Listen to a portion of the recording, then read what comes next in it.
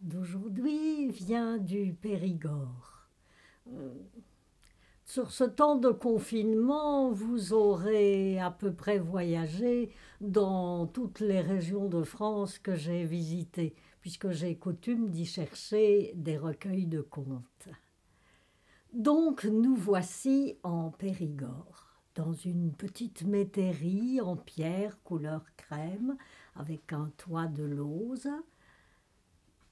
Là-haut, dans le ciel, depuis longtemps, la lune et les étoiles règnent en maîtres. Et dans leur lit, Pierre et Marie dorment, enfin, devraient dormir depuis longtemps. Parce que Pierre se tourne, se retourne, se retourne. Marie, forcément, dans ces conditions, ne dort pas non plus. Au bout d'un moment, elle n'en peut plus, d'autant que dehors, elle entend des bruits étranges. Elle secoue Pierre. « Pierre! Ah! Mais qu'est-ce que t'as? Ah, d'habitude, tu ronfles la tête juste sur l'oreiller. Qu'est-ce que t'as? » « Ah, écoute, Marie, je crois que j'ai fait une grosse bêtise. »« Ah, comme si c'était la première fois. Oh, bah tu sais bien que jusqu'à présent tes bêtises, j'ai toujours pu les récupérer, hein. Alors raconte qu'on en soit quitte et qu'on dorme. » « Ben, voilà. T'entends les bruits dehors? » »« Mais oui, je te demande justement ce que c'est, ces bruits. » »« Ben, c'est le diable. Il est en train de nous construire une nouvelle maison, plus grande, plus belle, plus confortable et surtout plus solide que celle-ci qui se fait vieille, hein. Seulement, j'ai convenu avec lui que s'il terminait le travail avant le premier chant du coq, ben, je lui donnerais mon âme. Et à entendre les bruits du dehors, je crois bien que je vais bientôt atterrir dans son sac. Ah! Ouais, ah, c'est malin, faire un pacte avec le diable. Ah, mais attends, j'ai la solution, t'en fais pas.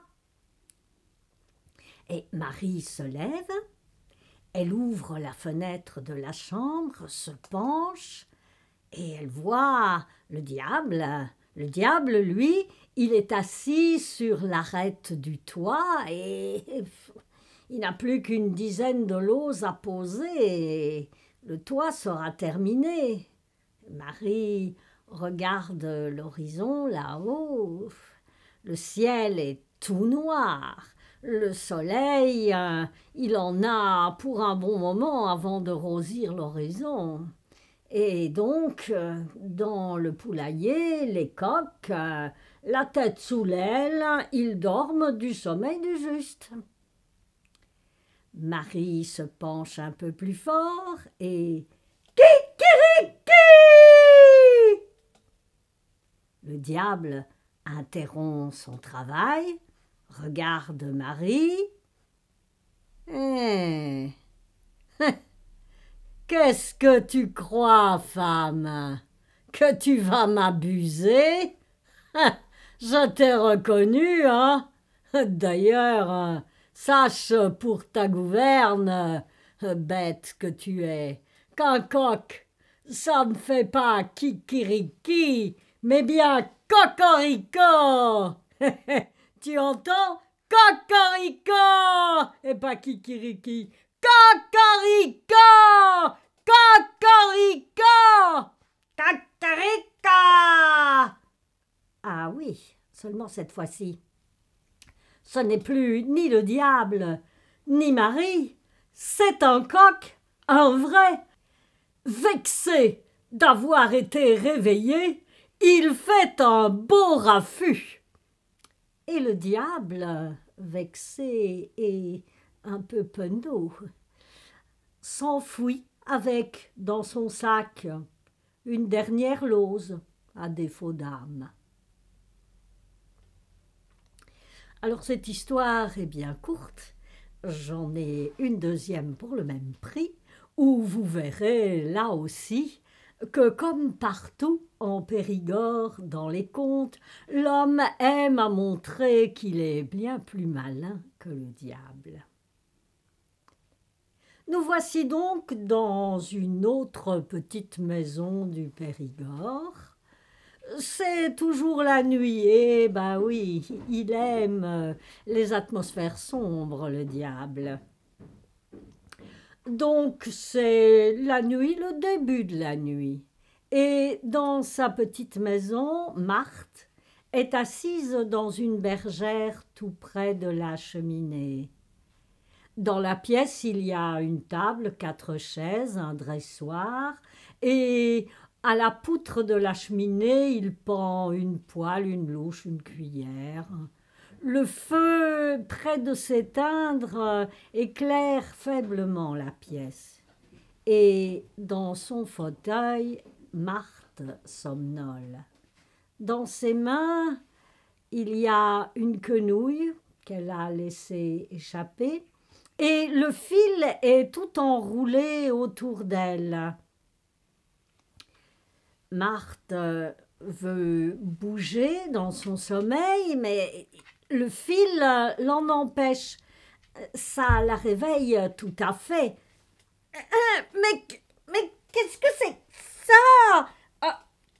Oh! Oh, mais... Et prise au piège par le fil, elle essaye de passer un bras par au-dessus, l'autre par en dessous, elle se démène, mais plus elle se démène, plus elle s'en mêle, et la voilà prise comme une mouche dans une toile d'araignée. Pas moyen de bouger. Ah, je vais devoir couper tout ce beau travail fichu par tous les diables de l'enfer. Un seul suffira bien, non? Dans un nuage de suie et de poussière, le diable descend par la cheminée. Alors, tu voudrais que je te débarrasse de ton fil sans pour autant perdre le fruit de ton travail, c'est ça? Oui, c'est ça. Tu peux le faire? Bien sûr. Mais il me faudrait une petite compensation pour mon travail. Bah oui, tu veux quoi? Une douzaine d'œufs, une poule? Non, non, je ne voudrais pas te priver. Non, je voudrais une chose, une toute petite chose qui un jour ne te servira plus. Hein? Tu veux ma quenouille? Oh, mais non, qu'est-ce que j'en ferais? Je ne sais pas filer, moi. Non, je veux cette chose, tu sais, ton âme.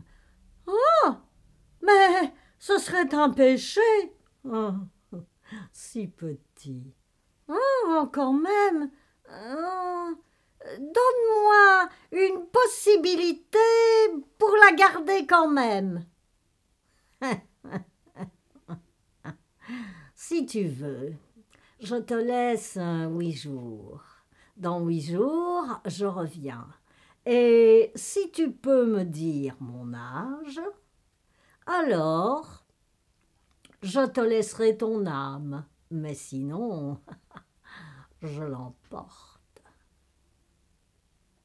Puit. Le diable, là-dessus, disparaît. Marthe se met au lit. Elle est bien sûr, entre-temps, débarrassée, comme ça, du fil qui la maintenait prisonnière, et elle se trouve par contre avec sur ses genoux une grosse pelote bien plus grosse que le fil qu'elle avait vraiment filé. C'est donc très contente d'elle qu'elle va se coucher. Le lendemain, elle réfléchit sur son aventure de la nuit tout en balayant le sol de sa maison. Et Paul, un bûcheron ami de Marthe depuis de longues années, et passe par là, entre pour la saluer. « Bonjour, Marthe. Oh, mais dis-moi, tu m'as l'air bien pâlotte et bien nerveuse. »« Oui, je crois que hier, j'ai fait quelque chose que j'aurais pas dû faire. » « Hein? Raconte-moi, peut-être que je peux t'aider. » Et Marthe explique à Paul la visite du diable et le pacte qu'elle a passé avec lui. « Oh, il t'a donné 8 jours et tu dois lui dire son âge. » Ouais. Ah, mais attends, je crois que j'ai une idée pour te tirer de là. J'en reviens. Et Paul, sa hache sur l'épaule, s'en va dans la forêt. Arrivé dans une petite clairière, il siffle comme on siffle pour appeler son chien. Mais qui apparaît? Le diable. Paul le regarde. « Oh oh! Eh bien, c'est bien la première fois que, quand je siffle mon chien, je vois apparaître un inconnu. Et pourtant, monsieur, j'en ai vu dans ma longue vie, vous savez, c'est que je suis vieux. » Ah, ah oui, pas si vieux. Je sais ton âge, tu as 63 ans, 4 mois et 8 jours, n'est-ce pas?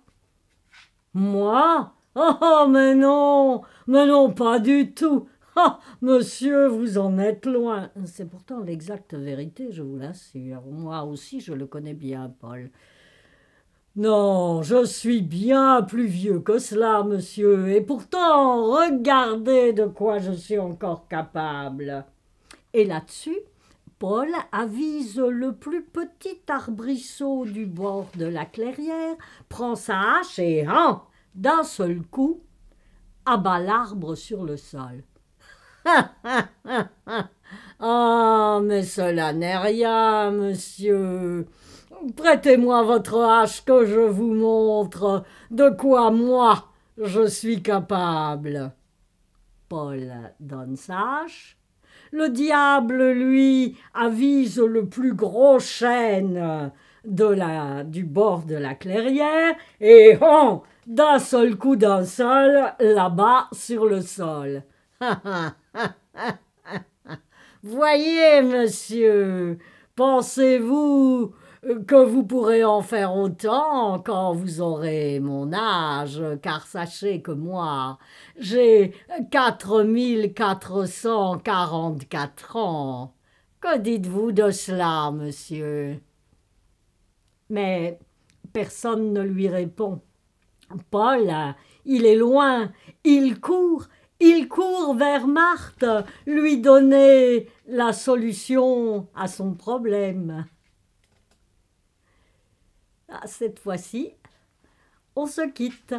À bientôt.